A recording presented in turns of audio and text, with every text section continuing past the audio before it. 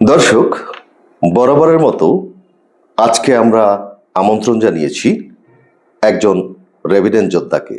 তিনি দীর্ঘ ২৭ বছর যাবৎ প্রবাসী, একজন সমাজসেবক, জনবান্ধব এবং মানবিক মানুষ, মোহাম্মদ লুৎফুর রহমান বাদশাহ। দর্শক, আজকে আমরা ব্যক্তি বাদশাহ সম্পর্কে জানার চেষ্টা করব, তার সংগ্রামী জীবন, অদ্যাবধি তিনি যে পরিশ্রম করে আসছেন, পাশাপাশি তিনি শুধু নিজেই নয়, সমাজের বিভিন্ন স্তরে তিনি তার পদচারণা রেখেছেন। দর্শক, দেরি না করে আমরা চলে যাব লুৎফুর রহমান বাদশার কাছে। বাদশা, আপনি কেমন আছেন? জি, আলহামদুলিল্লাহ ভালো আছি। জি, আমরা আজকে একটু খোলামেলা আলোচনা করব, যেহেতু আপনি রেভিডেন্ট যোদ্ধা।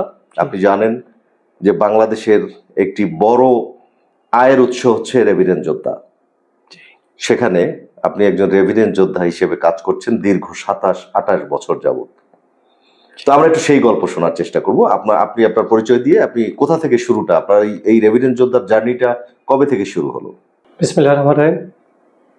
দৈনিক গগন আলো স্টুডিওতে আমাকে আমন্ত্রণ দেওয়ার জন্য ধন্যবাদ। আমি ১৯৯৭ সালে সৌদি আরব প্রবাসে চলে যাই। সেখান থেকে আমার যাত্রা শুরু। আমি জেদ্দাতে ছিলাম দীর্ঘ ২০ বছর। সেখানে ব্যবসা বাণিজ্য ছিল, ফ্যামিলি বর্গ ছিল। আমাদের কাছে আমাদের বাসায় বিভিন্ন শ্রেণী পেশার মানুষ এবং বিশেষ করে বাংলাদেশ থেকে কোনো লোক গেলে তাদেরকে আপ্যায়ন না করে আমি বিদায় করতেই পারতাম না। কারণ আমার কাছে ভালো লাগতো একটি বাংলাদেশি মানুষ ওখানে গেলে আমি একটু বাংলাদেশ পাই, এরকম আমার ভিতরে অনুভূতি প্রকাশ করতো। অর্থাৎ আপনি দীর্ঘদিন ওই প্রবাসে থাকার কারণে যখনই আপনি কোনো বাঙালি পেতেন, তখনই আপনার কাছে মনে হতো যে বাংলাদেশটা আমার সামনে। জি, সেরকম আমার কাছে মনে হতো যে আমি তাদেরকে মনে হলে আমার ভাই ব্রাদার এরা সবাই একটু বাংলাদেশের মতোই, এরকম আমার মনে হতো। আচ্ছা, আপনি আসলে ওখানে গিয়ে প্রথম দিকটা আপনার কেমন কেটেছে? প্রথম দিকটা আমার অনেক কষ্টের গেছে। চাকরি করছি প্রথমে, পরে আমি ব্যবসা করেছি।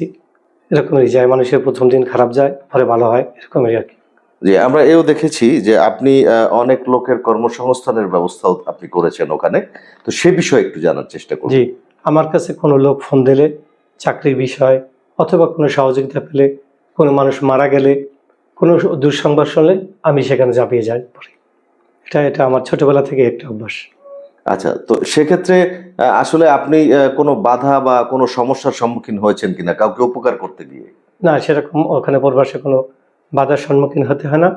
এই কিন্তু নিজের কর্ম কর্ম ফাঁকে যেতে হয়, অনেক কষ্ট হয়, সেটা আর কি ত্যাগ করে আমার যেতে হয়। আচ্ছা, আরেকটা বিষয় একটু জানার চেষ্টা করব।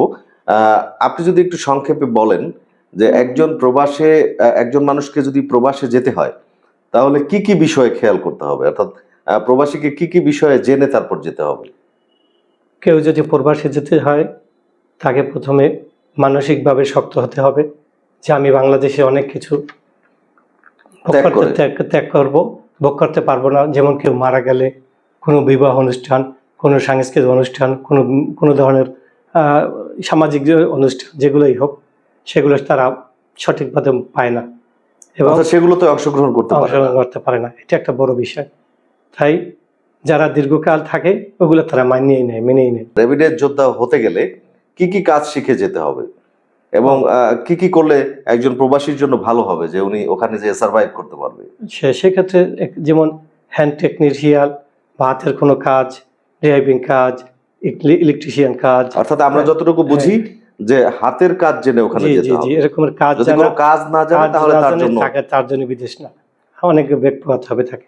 আমরা দেখেছি সৌদি আরবে আমরা এমনও শুনেছি যে যার কাছে যায়, অর্থাৎ যিনি মালিক, তিনি তাদের কাগজপত্র ঠিক করে দেন না এবং কাগজপত্র পান না, এ ধরনের কিছু গুজব আমরা শুনি। তো আসলে এগুলোর কতটুকু সত্যতা রয়েছে? হ্যাঁ, এরকমের সত্যতা আছে। যেমন একজনকে বলে যে এই কাজ করবেন আপনি, তারপর ওভার টাইম করবেন, এইটা ইনকাম করবেন। এখন সেটা কি আসলে, আমি একটু যদি যোগ করি, সেটা কি আসলে একজন সৌদি এ ধরনের কাজ করে, নাকি যে মিডিয়া থাকে, অর্থাৎ যে বাঙালি যার মাধ্যমে যায় সে এ ধরনের? এটা বাংলাদেশিরাই থাকে। সৌদিরা কম পার্সেন্টেজ কম। অর্থাৎ এ ধরনের যে দুই নম্বরই কাজ, প্রতারণা যেটা হয় বা প্রতারণা যেটা বলেন সেটা বাঙালিরাই করে। সেটা বাংলাদেশেরই করে। হ্যাঁ, এই জন্য তো আমাদের দেশের ভাবমূর্তিও অনেক নষ্ট হয়। ভাবমূর্তি অনেক ক্ষুণ্ণ হয়, নষ্ট হয়, সেটা সত্য। আচ্ছা, আমরা আপনি তো ওখানে দীর্ঘদিন ছিলেন এবং ফ্যামিলি সহ ছিলেন। জি। তো আপনার ওখানে আপনি ফ্যামিলি সহ জীবনযাপনটা কেমন যদি একটু বলতেন? হ্যাঁ, ওখানে লাইফ লিড যে ফ্যামিলি সহ অনেক ভালো। আবার আরেকটা দিক বিবেচনা করলে সেরকম না। যেমন আপনি যদি চিন্তা করেন যে আমি নিজে খুব ভালো থাকবো আর আমার সাথে থাকবো, লাইফ লিড করবো, গাড়ি বাড়ি নারী সবই থাকে এরকমের, তো সেখানে কোনো সমস্যা নেই। আবার যদি মনে করেন আমি রাজনীতি করবো, মানুষ নিয়ে থাকবো, সেটা ওখানে কিন্তু না। ওখানে বৃহস্পতিবার দিনটি একটা ঈদের মতো মনে হয়, সবাই মিলে সাগরে পাড়ে আড্ডা দেয় বা কোনো পার্টিতে, মানে ওখানে কোনো রাজনীতিক চলবে না? হ্যাঁ, রাজনীতিক চলবে না, রাজনীতিক নাই এবং হিংসা দ্বিমত নাই ওখানে। যে যার মতো করে, যে যার মতো করে চলবে, যে যার মতো করে চলাফেরা করে। ফ্যামিলি গ্যাদারিং হয় ওই বৃহস্পতিবার হয়, শুক্রবার রাতে সকালে চলে আসে এরকম। অর্থাৎ সপ্তাহে একদিন যখন হ্যাঁ, ফ্যামিলি একদিন সময় পায় party সবাই, ছুটির দিনে সবাই একত্রিত হয়। হ্যাঁ, ছুটির দিনে বৃহস্পতিবার একদিন সবাই একত্র হয় ওই দিনটি। আচ্ছা, আমরা দেখেছি যে বিভিন্ন ধরনের বিভিন্ন দেশি যারা রয়েছে, অর্থাৎ ইন্ডিয়ান, পাকিস্তানি এবং অন্যান্য প্রজাতি জাতি যারা রয়েছেন, অন্যান্য দেশের যারা রয়েছেন, তারা কিন্তু আমরা দেখেছি যে একজন বিপদে পড়লে আর একজন কিন্তু সামনে এগিয়ে আসে এবং হেল্প করার মন মানসিকতা তাদের আছে। সেক্ষেত্রে আমাদের বাঙালিদের কতটুকু রয়েছে বলে আপনি মনে করেন? জি, সেক্ষেত্রে বাংলাদেশেরও আছে, পার্সেন্টেজে কম। সেটা অন্যান্য ডিস্ট্রিক্টেও আছে, কিন্তু আমাদের বরিশালে একটু কম। তারপরেও আছে, খারাপ না, যে যার মতো করে হেল্প করে। আমরা তো বিশেষ করে করছি মানুষকে হেল্প, আছে। না, এমনও আছে, দেখা গেছে আমরা যে পত্রপত্রিকায় বা আমরা নিউজে দেখি যে আসলে অনেকে ওখানে গিয়ে তার কাগজপাতি করতে পারে না, ঠিক মতো কাজ করতে পারে না, দেশে আসতে পারে না। তো এই ধরনের বাঙালিদের জন্য আপনারা আসলে কি পদক্ষেপ নিয়েছেন, হ্যাঁ, যারা আপনারা ওখানে নেতৃত্ব স্থানে জি আছেন? জি, এর জন্য আমাদের বিশেষ করে আমাদের একটা সংগঠন আছে, বরিশাল সমাজ কল্যাণ সমিতি। সেটার মাধ্যমে আমরা অনেক মানুষকে উপকার করেছি এরকমের। যেমন দুই একটা উদাহরণ আমরা একটু যেমন জানতে কেউ চাই। মারা গেলে তার লাশ আমরা দেশে পাঠাই, কেউ চাকরি গেলে তার সহযোগিতা করি। এরকম একটা সংগঠন আমাদের ওখানে বরিশালে আছে, প্রবাসী সমাজ কল্যাণ সমিতি সমিতি। মানে সেটার প্রবাসী মাধ্যমে সমাজ কল্যাণ জি সমিতি। জি, সেটা আছে, সেটার সাথে আমি জড়িত, আমি সহসভাপতি, সেটার আমি জড়িত আছি। না, এখন বিষয়টা হলো আসলে যে এই যে অ্যাম্বাসেডিক্যাল যে ঝামেলাগুলো হয়, অর্থাৎ দেখা গেল যে বাংলাদেশি মানুষ অনেক সময় তারা অবৈধভাবে গিয়ে বা অবৈধভাবে থাকতে গিয়ে তারা ধরা পড়ে।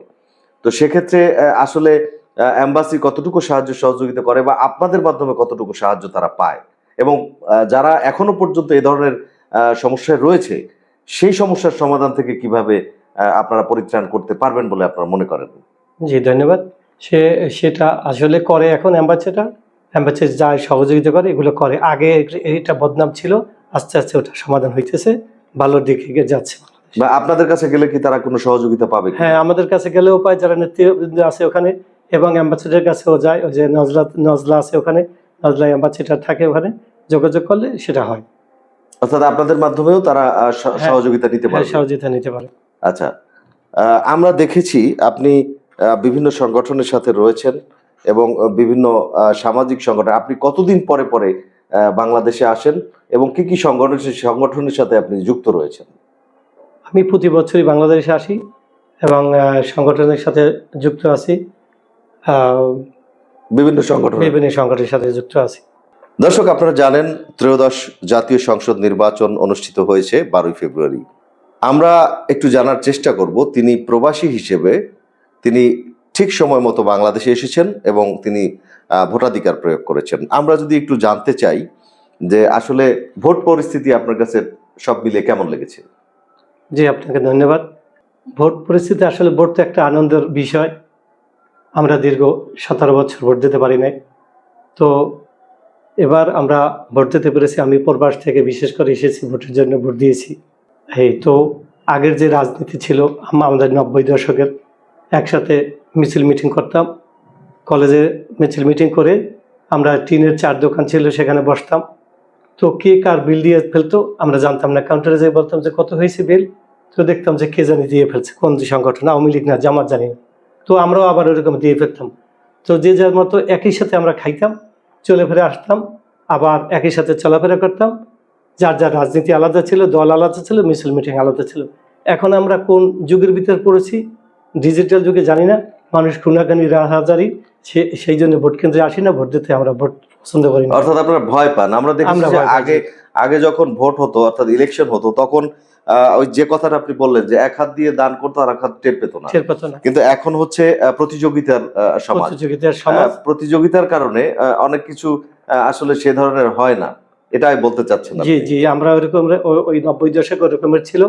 রাজনীতি সব আওয়ামী লীগ, আমরা বিএনপি, জামাত সবাই একসাথে মিছিল মিটিং করে একই দোকানে আমরা খাইতাম, এবং এক একজনের বিল দিয়ে, আমাদের বিল তারা দিয়ে দিত, আবার তাদের বিল কেন আমরা দিয়ে দিত। কতজন হয়েছে, 50 জনে খাইছি, টাকা দিয়ে দিতাম, এরকমের কেউ ভেদাভেদ ছিল না। তো এই আপনি রাজনীতিতে আমরা ফিরে আসতে চাই। বাংলাদেশ মনে হয় সেরকম রাজনীতিতে হাওয়া বইতেছে, মনে হয় ফিরে আসবে। জনাব তারেক রহমান ভীষণ দিয়েছে এরকমের পরিবর্তনের বাংলাদেশ, ইনশাল্লাহ মনে হয়, আমার মনে হইতেছে যে হবে। দেখা যাক আগামী থেকে হয়। সবচাইতে বড় কথা হলো যে রাজনীতি তো সুন্দর একটা সুষ্ঠু পরিবেশে আমরা পেয়েছি, যে সুষ্ঠু এবং সুন্দরভাবেই যে ইলেকশনটা হয়েছে 12ই ফেব্রুয়ারি, সেটির আসলে অপেক্ষা রাখে না, এটি সারা দেশবাসী জানেন। তো আমরা যেটা বলবো যে আসলে আহ, এই যে আহ, নতুন প্রধানমন্ত্রী হবে, নতুন প্রেসিডেন্ট হবে বাংলাদেশে, আপনি একজন রেভিডেন্ট যোদ্ধা হিসেবে আপনার চাওয়া পাওয়াটা কি তাদের কাছে, যদি আমাদের মাধ্যমে একটু বলতেন। জি, আমাদের চাওয়া পাওয়া আসলে আমরা যারা প্রবাসে থাকি, বাংলাদেশকে কতটুকু ভালোবাসি বাংলাদেশের মানুষ তারা বুঝবে না। বাংলাদেশে থেকে যারা বাংলাদেশকে ভালো না বাসে, তার চেয়ে বেশি আমরা প্রবাসীরা ভালোবাসি। আমরা সারাক্ষণ বাংলাদেশকে নিয়ে ভাবি। যেমন আমি বাংলাদেশে ভোট দিতে আসছি, এই নতুন নতুন আবহাওয়া হবে, যে নতুন ভোট এবং নতুন পরিবর্তন হবে। না, আপনার কোনো চাওয়া পাওয়া আছে কিনা যে নতুন যারা সরকার গঠন করবেন হ্যাঁ, তাদের চাওয়া কাছে? পাওয়া আছে এটা, যে বাংলাদেশ আর পূর্বের ধারা রাজনীতি ফিরে আসবে। কোনো হানাহানি হবে না, কোনো মারামারি হবে না, যার যার মতো রাজনীতি করবে, ভালো থাকবে, এরকমের সুষ্ঠু রাজনীতি ফিরে আসবে বাংলাদেশ, এই আশাবাদ আমি ব্যক্ত করি। আমরা প্রবাসীরা নতুন সরকারের কাছে আমাদের প্রত্যাশা থাকবে, আমরা যারা প্রবাসী আছি দীর্ঘদিন, তাদের জন্য একটা প্রবাসী কার্ড দেবে। সেই কার্ডটা ব্যবহার করলে যে কোনো জায়গায় সে বাংলাদেশের সুযোগ সুবিধা পাবে। যেমন এয়ারপোর্টে হয়রানি, বাংলাদেশে কোনো জায়গায় গেলে পুলিশ প্রশাসন কোনো হয়রানি না হয়, বাড়িঘর করতে হয়রানি না হয়, জমাজমি কিনতে, বিভিন্ন কাজে সেই কার্ড ব্যবহার করবে, বা প্রবাসীর একটা সম্মান থাকবে। এটাই আমাদের প্রত্যাশা। দর্শক, আমরা লুৎফুর রহমান বাদশাহ সাহেবের কাছ থেকে অনেক অজানা তথ্য জানার চেষ্টা করলাম। তবে আরেকটি বিষয় আমাদের নজরে পড়েছে, অনেক প্রবাসীরা ছুটিতে বাংলাদেশে আসেন এবং তাদের আত্মীয় স্বজনের সাথে যদি কোনো ধরনের কোনো জমাজমি নিয়ে ঝামেলা থাকে বা কোনো ঝগড়াঝাটি থাকে, তাহলে তাদেরকে মামলা, হামলা, হুমকি দিয়ে তাদের প্রবাসে যাওয়া বন্ধ করে। যারা নতুন সরকার গঠন করছেন তাদের প্রতি আমার আবেদন থাকবে, যাতে করে প্রবাসীরা এ ধরনের কোনো হয়রানির শিকার না হয় এবং এ ধরনের কোনো ঝামেলায় তাদের পড়তে না হয়, সহজেই যাতে তারা তাদের জীবনযাপন করতে পারে। আমরা দেখেছি প্রবাসীরা কখনোই কোনো ধরনের কোনো ঝামেলায় যেতে চায় না বা ঝামেলায় জড়ায় না, অথচ তাদেরকে বাধ্য করা হয় ঝামেলায় জড়ানোর। এই বিষয়গুলো অবশ্যই প্রশাসনের যারা রয়েছেন বা যারা নতুন সরকার গঠন করছেন তাদের দৃষ্টি আকর্ষণ করছি। আমরা চলে যাব আবার লুৎফুর রহমান বাদশার কাছে। আমরা একটু জানার চেষ্টা করব। সৌদি আরবের কালচার হলো, ওরা খুব সাদাসিধে মানুষ এবং হিংসা দিমাগ নাই বললেই চলে। আপনি যদি কোটি টাকার গাড়িও ব্যবহার করেন, তারা বলবে না যে কেন ব্যবহার করছে, পাইলে কোথায়, কোত্থেকে কেনলো। ওটা একটা ভালো দিক ওদের। আর জীবনযাপনটা কেমন, অর্থাৎ যদি কোনো প্রবাসীরা ওখানে ফ্যামিলি নিয়ে থাকতে যায়, তো সেক্ষেত্রে তাদের আসলে জীবনযাপন কোনো সমস্যা হয় কিনা, বা থাকায়, বাসা ভাড়ায়, এ ধরনের আসলে এই বিষয়গুলো আমরা একটু জানতে চাই। থাকা ভালো, খাওয়া ভালো, তাদের কালচার ব্যবহার ভালো, সবকিছু নিয়ে ভালো। অর্থাৎ কেউ যদি ওখানে ফ্যামিলি নিয়ে যায় সে কোনো ধরনের কোনো বিপদে তো পড়বে না, না, এরকম? কোনো রকমের সে বিপদে পড়বে না, ভালোভাবে জীবনযাপন করতে পারবে। মানে আমাদের দেশের মতো নয় যে না, একজন আমাদের দেশে আরেকজনের একজনের ভালো থাকলো না কি খোঁচাখুচি করে বা কি কেমনে কি ওগুলো ওদের কাছে না। আমরা আরেকটু জানতে চাইবো, আপনি সৌদি আরবের কোন কোন জায়গায় গিয়েছেন? আমি সৌদি আরবে সব জায়গায় গিয়েছি। আপনার কাছে সবচেয়ে ভালো জায়গা কোনটা মনে হয়েছে? সব জায়গায় সবচেয়ে বেশি ভালো জায়গাটা হচ্ছে জেদ্দা আমার কাছে। জেদ্দা? হ্যাঁ, মক্কা ভালো হবে, এখন মক্কায় থাকি, মক্কা তো কাবা শরীফ ভালো, এবং কাবা শরীফের কাছেই থাকি আমি, আচ্ছা, কিন্তু জেদ্দাতে আমি বেশি আনন্দময় ছিলাম। যারা বাংলাদেশ থেকে যায় সেই মানুষগুলো আপনার চোখে পড়েছে কিনা এরকম যে আসলে হজে গিয়েছে কিন্তু তারা ঠিকমতো হোটেল পায়নি, বা যাদের সঙ্গে গিয়েছে তাদের কাছ থেকে হারিয়ে গিয়েছে, তখন আপনারা তাদেরকে যে সহযোগিতাটুকু করেন, তো আসলে এইগুলো কেমন? এবং আপনার এই যে এজেন্সিগুলো রয়েছে, এজেন্সিরাই সাধারণত এই ধরনের কাজ করে থাকে, তো সেক্ষেত্রে আপনার পরামর্শ কি থাকবে? যে ভালো একটা ব্যাপারে আলোচনা দিয়েছেন। আসলে যারা হজে যায় বা উমরায় যায়, সঠিক গাইডেন্স তারা পায় না।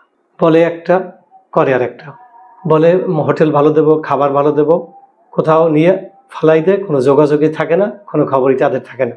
আমার বহু লোক আমার এরকম পড়ছে যে আমি যাইতেছি আপনার কথা কা, এই আমার কার্ড, নাম এই, খুঁজে পাইতেছি না, আমাদের কোনো খবর নাই, তারা কোনো হোটেল দিতেছে না, বাসা বাড়ি দেয় না, এরকম অসংখ্য আছে, যা বলতে পারি, নাম আমি বলতে চাই না। তো এরকমের হয়। তারা আসলে ভুলগুলো করে কি, ভুল করে কম পয়সায় পায়, চলে যায়। যে এই সময় কম পয়সায় যাইবে, কোথায় থাকবে, এগুলো আসলে তারা মানে খোঁজে না। হ্যাঁ খোঁজে, জাস্টিফাই করে না। তারা একটা হইলেই হয়েছে, চলে কিন্তু যায়। আসলে এই জায়গাটা আমার একটা মুসলমানের সবচেয়ে বড় ধর্মীয় জায়গা হচ্ছে মক্কা, এবং সেই জায়গা নিয়েও মানুষ এই ধরনের প্রতারণা করে, জি। এটি আসলেই দুঃখজনক। এটা দুঃখজনক, এটা হওয়া উচিত না। অন্তত মক্কা এটা নিয়ে হওয়া উচিত না মানুষের সাথে, কিন্তু এটা হয়। এটা আমাদের মানুষেরও কিছু দোষ আছে। আমি না জেনেই ফট করে একটা কাজ করি বসি। আমার জানতে হবে ওখানকার লোক কে থাকে, আমার আত্মীয় স্বজন, তাকে জিজ্ঞেস করতে হবে কোনটা ভালো, কিভাবে আসতে পারে, এই পরামর্শ নিয়ে যাইতে হবে তাকে। অনেকে অনেকে দেখা গেছে যে আসলে ওমরায় গিয়েছে, কিন্তু পরবর্তীতে তিনি বাংলাদেশে ফেরত আসতে পারছে না, বা হ্যাঁ, তিনি কাগজপত্র হারিয়ে ফেলেছে। হ্যাঁ, তখন তার জন্য তো একটা বিশাল ঝামেলা হয়ে যায়, হ্যাঁ, এবং তখন ঝামেলা সে হয়। অবৈধ হয়ে যায়, অবৈধ হয়েছে, সেখানে তাকে আউটপোস্ট নিতে হয়, অ্যাম্বাসেডার যোগাযোগ করতে হয়, এবং ও এমনকি ঝামেলা জেল আছে। খাটতে হয়। হ্যাঁ, ঝামেলা আছে, ওই ঝামেলা পোহাতে হয় তাদেরকে। তো সে ধরনের মানে আপনার পরামর্শটা কি আসলে, এটা কিভাবে কি করলে এটা তারা এটা এখান থেকে এটা পরিত্রাণ এটা পাবে? পরামর্শ আমাদের সরকারের কাছে, এটা পরামর্শ থাকবে যে সবাইকে লাইসেন্স না দেওয়ার জন্য, এবং এটা তথ্য যাচাই করে, এবং যারা ভালো কাজ করে তাদেরকে সঠিক লাইসেন্স দেওয়ার জন্য, এবং তাদের নিয়ন্ত্রণে মানুষ যাওয়ার জন্য আমি বিশেষ ব্যবহার জানাচ্ছি। দর্শক, আমরা অল্প সময়ের মধ্যে একজন রেভিডেন্ট যোদ্ধার জীবনী শেষ করতে পারবো না। আমরা সময় সুযোগ করে আবারও চেষ্টা করব কোনো একদিন কোনো এক সময় আর এক রেভিডেন্ট যোদ্ধাকে নিয়ে বসার। দর্শক, দীর্ঘদিন অর্থাৎ দীর্ঘ ২৭ বছর যাবৎ এই রেভিডেন্ট যোদ্ধা অর্থাৎ সৌদি প্রবাসী মোহাম্মদ লুৎফুর রহমান বাদশা তিনি জীবনযাপন করছেন। দর্শক, আমাদের কথা থাকবে, যদি কোনো প্রবাসী অর্থাৎ আমরা এই লুৎফুর রহমান বাদশা সাহেবের কাছ থেকে আমরা যতটুকু বুঝতে পারলাম যে একজন প্রবাসী হতে গেলে তাকে অবশ্যই হাতে কলমে অথবা টেকনিক্যাল কাজ তাকে জানতে হবে। প্রথমত তার কাজ জানতে হবে, দ্বিতীয়ত তাকে ভাষা শিখতে হবে। তাহলেই একজন রেভিডেন্ট যোদ্ধা তিনি সঠিক জায়গায় গিয়ে পৌঁছাতে পারবেন বলে আমি মনে করছি। সাকসেস হতে পারে। দর্শক, আমরা শেষবারের মতো আপনার কাছ থেকে একটু জানতে চাইব যে আসলে প্রবাসী সম্পর্কে যদি আপনি অডিয়েন্সকে যদি কিছু বলার থাকে আপনার।